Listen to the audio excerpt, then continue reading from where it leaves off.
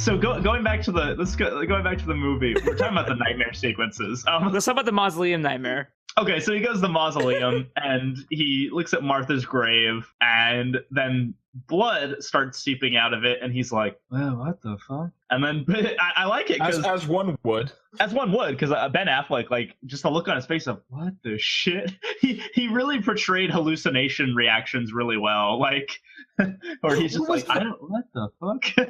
And so then out of Martha's grave bursts a bat, and I think that's. Again, no, out bursts out a literal Batman. Oh no, that's what I'm saying. It's Man-Bat. Like, yeah, like in the comics, there's in the comics there's a villain named Man-Bat, and he's a Man-Bat. So he's a good character. Never mind. But my point is that again, the scene is a little unnecessary, but at the same time, it's really like hammering home. Martha is like the source. That name, that person, everything connected with that. That's what is part of his nightmare. Also, like that's what Batman's coming from. If you didn't get it by now, there's gonna be nightmares. They're gonna be fucked up. So don't be freaked out when this happens later. Yeah, sure.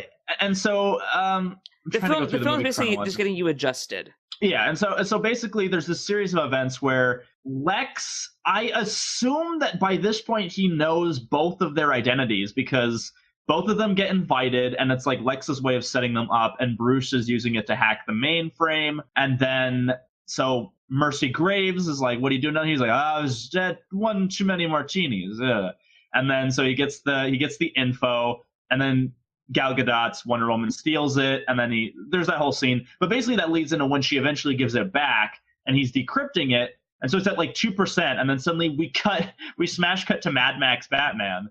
And then what do you guys think about this scene? Because I think it's one of the best scenes of the movie, especially because you can kind of view it out of context, and it's like it still works. Didn't we make the joke that we want a whole movie set in this universe? Yeah, I don't think they'll ever go quite as far as the world being that destroyed. But basically, the thing about this scene is that it hints like there's 3 different like storylines going on at once, because there's an Omega symbol in the ground right away that's telling you, hey, Darkseid. And in the animated series, Darkseid at one point sways Superman to his will, makes him his general. And so they're doing that. And then also there's like this later on when Superman's like, you took her from me. There's this game Injustice where Superman goes crazy and becomes a warlord. And then it's just a lot of cool storylines being kind of woven in this really good tease of Ben Affleck Batman thinking he's going to get kryptonite from LexCorp, I think, and then just from something. Maybe someone just found it, and he's been working with his army to try to,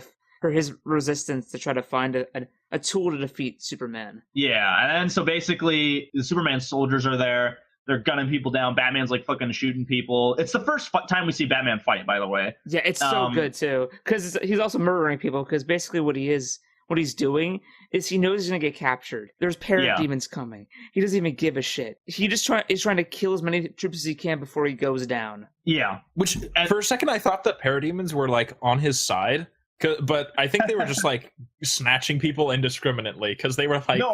No. They clearly are working with the Superman soldiers. I watched it a second time. They clearly grab all the Resistance people, and they're alongside the Superman soldiers. Oh, okay. That's fair. And so then they like donkey punch Batman, and so many people have to take this man down. Yeah, no, I loved the visual of the parademons coming in. That was really good. And then basically we saw all parts of this in the trailer, but he's down in this dungeon, and Superman just fucking arrives. He just hits the ground. He vaporizes the 2 other Resistance people, and then he rips off Batman's mask. The mascara comes off, and then he says, she was my world, and then you took her from me. And then he basically lovingly pulls Batman's heart out, and then Batman wakes up. And then the fucking Flash explodes out of the Speed Force. Yeah, like an hour into the movie. Yeah, I did not expect that at all. But I loved it. Yeah. The entire theater looked around like, oh, okay. Yeah, all right, we're just doing this? I guess we're just doing this. I was like, what the...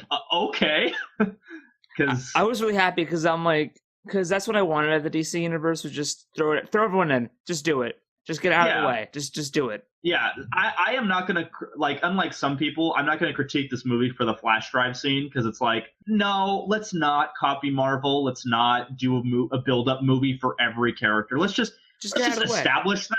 Yeah, get it out of the way, establish them, and then we can do stuff with them later. That's fine. That's what I wanted. I think for years that's what I was saying. When Man of Steel came out, I'm like, just don't do a Wonder Woman movie, then an Aquaman movie, then a Flash movie, and then Justice League. Just don't do that. Just get out of the way. Just do it. Yeah. And I'm glad that they're doing opposite of Marvel. Like I love the Flash's appearance. I'm one of the people who don't mind Ezra Miller. Oh no, he's a good casting choice. Oh yeah, and like what's up, Nathan?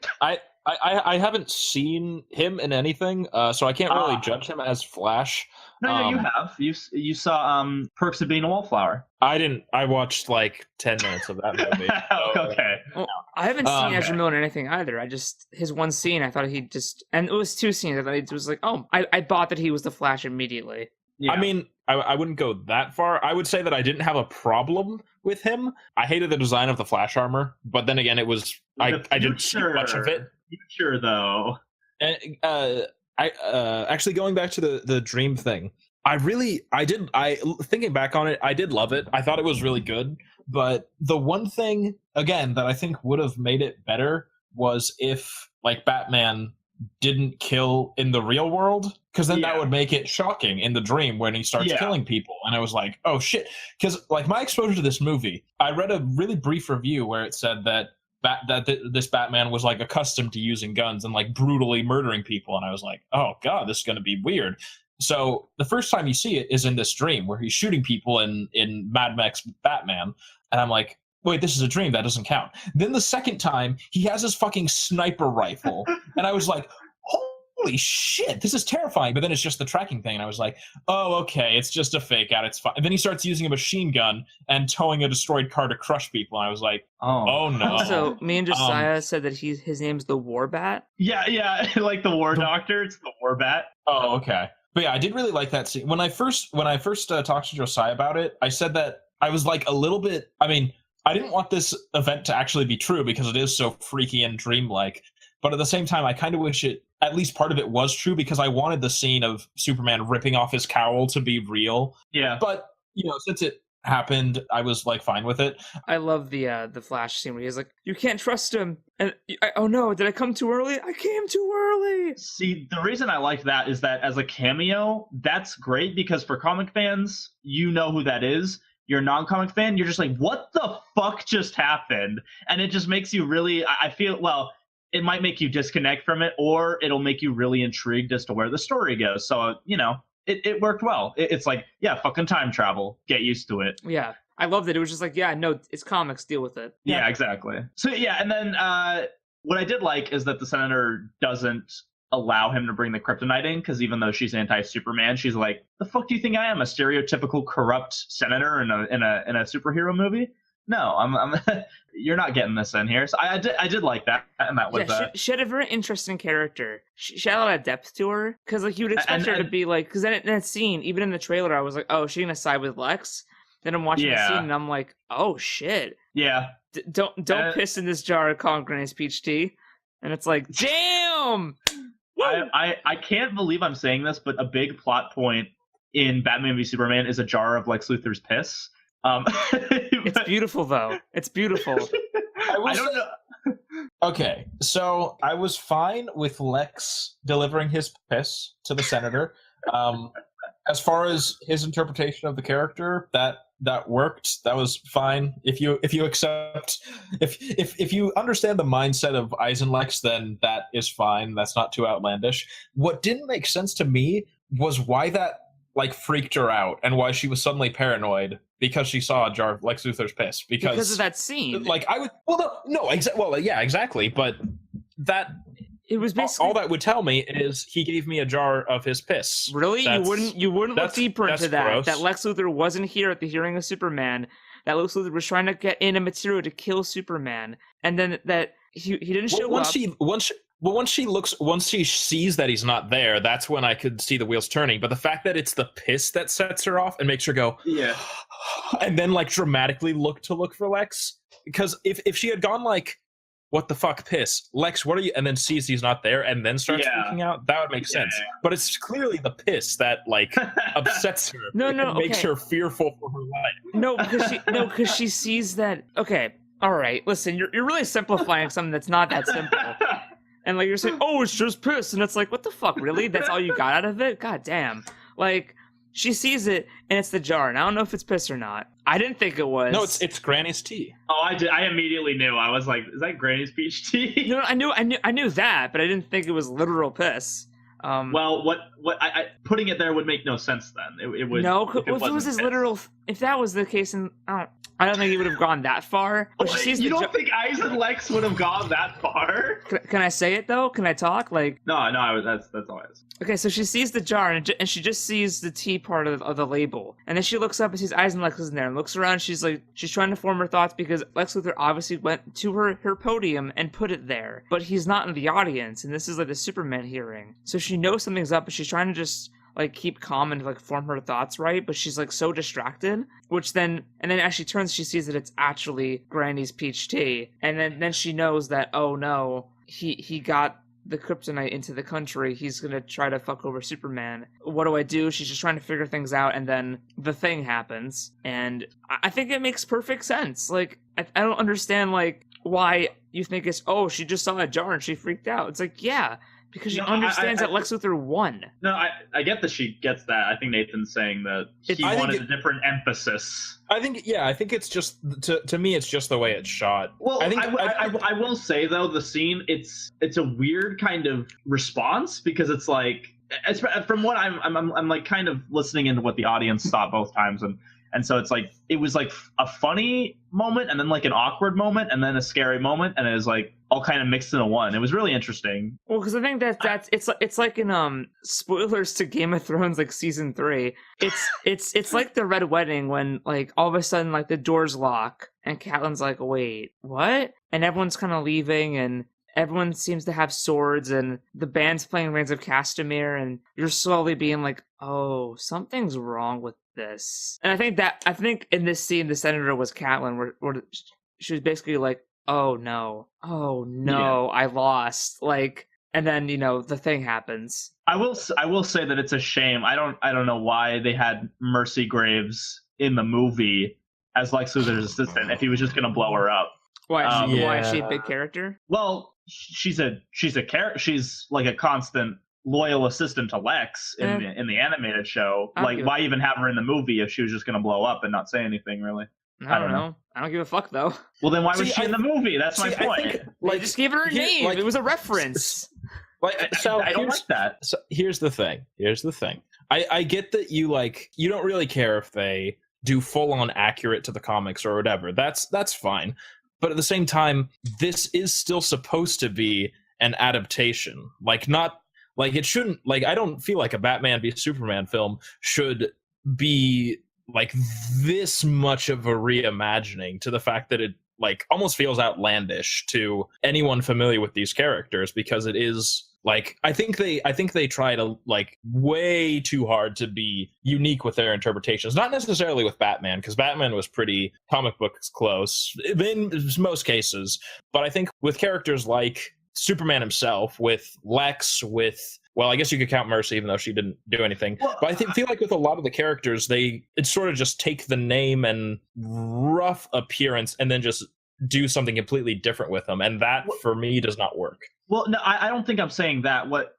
I share some of that opinion, but what I'm saying is that it's a minor thing. It's a thing I notice more and more with comic movies, and I'm kind of sick of it. Just because I'm a fanboy, if you just reference things for no reason, that seems like trying to pander to me. Like, here's Mercy. Why is she in the movie? What does she do? She doesn't do anything. Like, to make this story more solid, we should cut her, but we'll just give her the same name as a character. And it's not like it pisses me off. It's just, it's so blatant in its kind of attempt to give fans something to appease them. Like, it's a growing trend. It's not, this movie is not egregious with it. I'm saying that my comment was more to that it's systemic of this kind of, if we give it the name, then people, or we give it the same appearance as, then people will not notice this and this or something like that. Anyway, it's a small point, but I don't know. I just think that for some reason, I didn't know she was a comic book character at all. I just thought that they were like, okay, yeah, random assistant, whatever.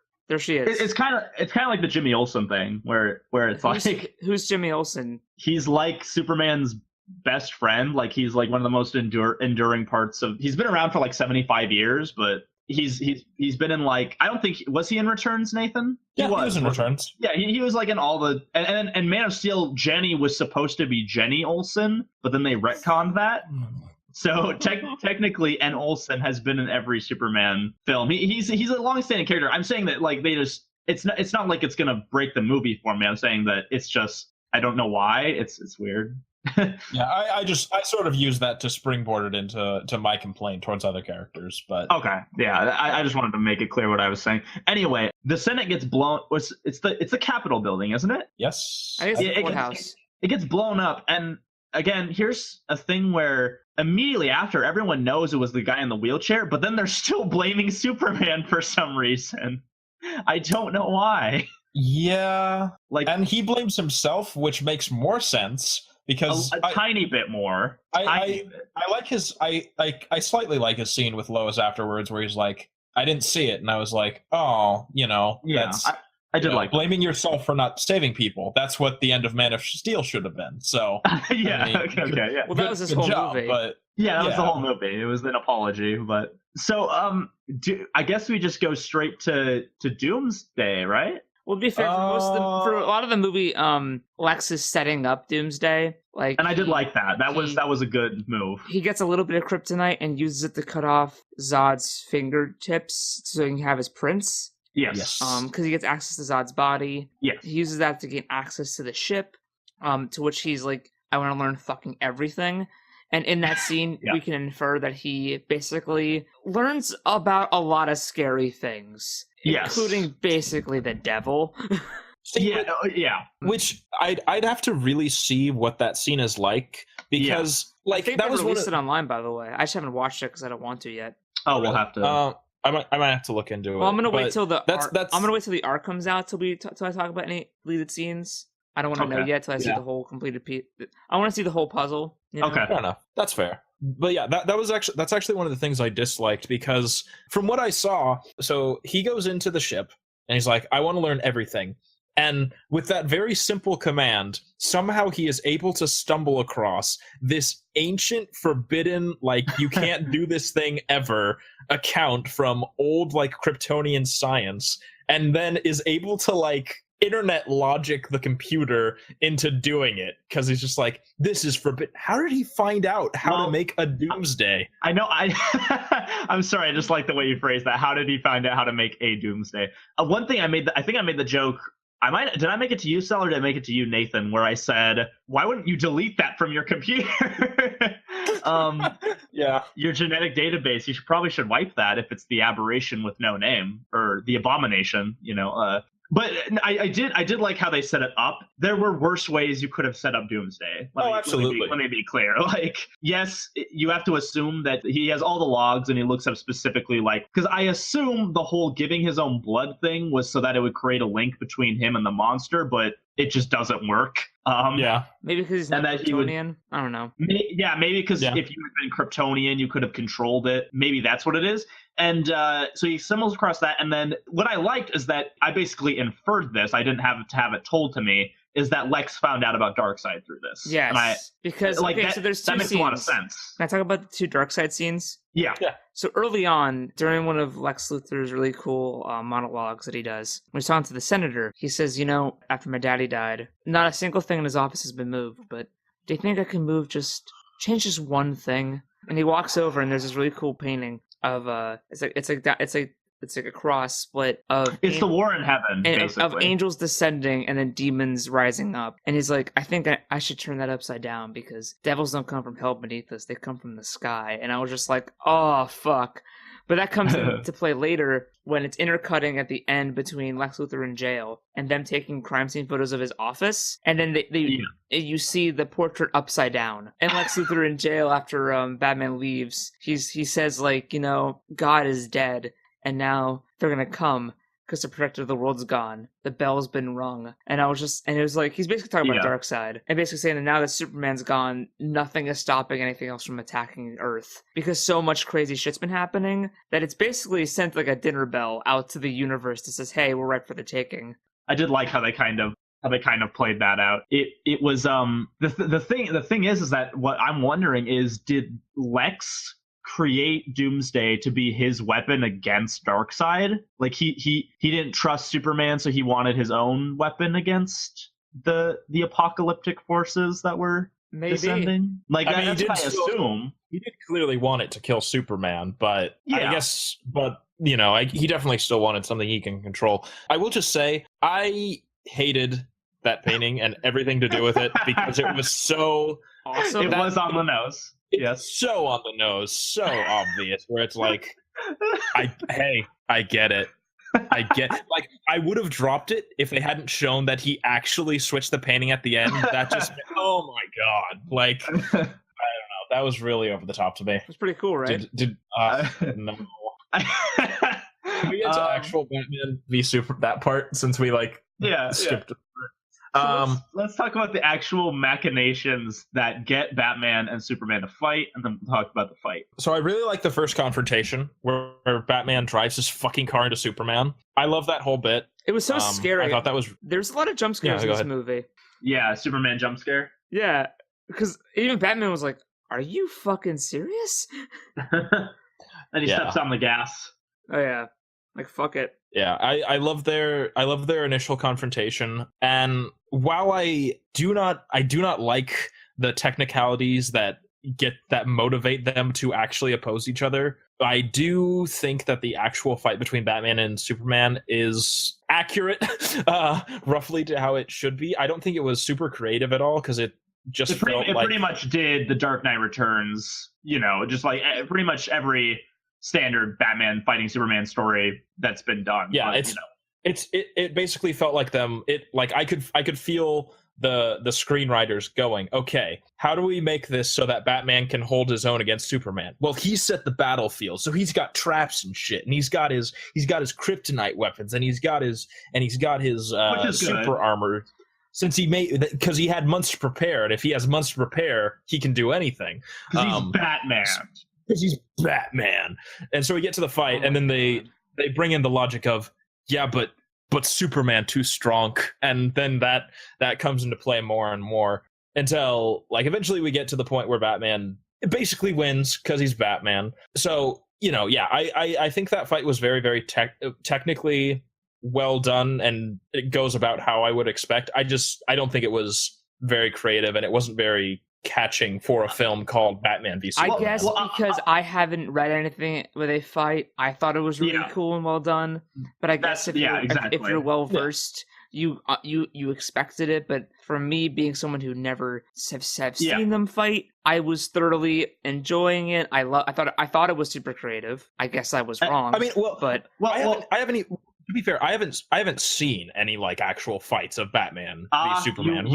You watched the Dark Knight Returns though, the animated one. Yeah, but I didn't remember that. I didn't have that actively in my mind. That just watching it went exactly as I predicted it would. So there were no surprises in that fight to me. Well, I'll come down the middle and I'll say that I like the fight a lot. It was like a bunch of stories that I've seen. So from the point of view, I had the 2 point of views where I had the point of view of this is kind of like the Dark Knight Returns, and this is basically if I was thinking up a Batman v Superman conflict, this is kind of what I'd think up. But at the same time, I liked it and I thought it was well done. And I really love this scene where he drags him with the cable. Or another part of it I really like is when, I know you like this part, Nathan, the kryptonite gas wears off, and so he's punching the shit out of Superman, and then slowly Superman's does jaw less and less. It does less and less. His glove starts bending, and then he raises his hand well, now hold on a minute, buddy. And then Superman just bum rushes him into the floor. I love that. I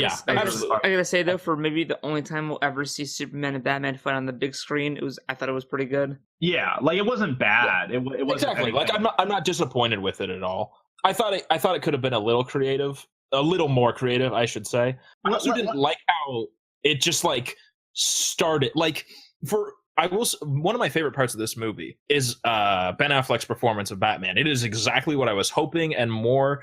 Even if there were parts of the character that were written in ways I didn't really like it, I thought his performance was spot on. In his best scenes, I was like, oh, this is straight out of the DC animated universe. This is perfect. But when Superman comes down and is trying to talk to him and he's just having none of it, that made me go that's not Batman. Like, Batman, you can, okay, make him a psychopath, but he's like reasonable. He's not in a blind rage right now. Like, I think you are having a disconnect with the word psychopath and reasonable. Yes.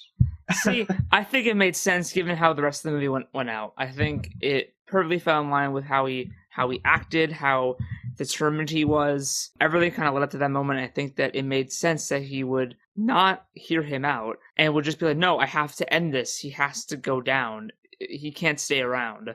I mean, I could get that as a start, but like since he kind of persists, like Superman continually tries to like stop, repeat, like I feel like he should take note of that. No, Superman in the beginning tries to stop, but then I will admit that it's a bit weird that Superman just actually fights him for a while. Maybe he's trying to time him. He immediately goes after. He's like, well, that didn't work. Boom. Once he gets pissed, he's just like, all right, fuck it. I'll just do what Lex wants. Yeah, I think what was happening was Superman was trying to wear Batman out, or because he knew that since Superman's a god, basically he knew that Batman would eventually probably get tired, and then he'd be like, and then he could talk to him. But I think that given how the Batman was written for most of the movie, it made sense that he wouldn't hear him out. He would just try to kill him.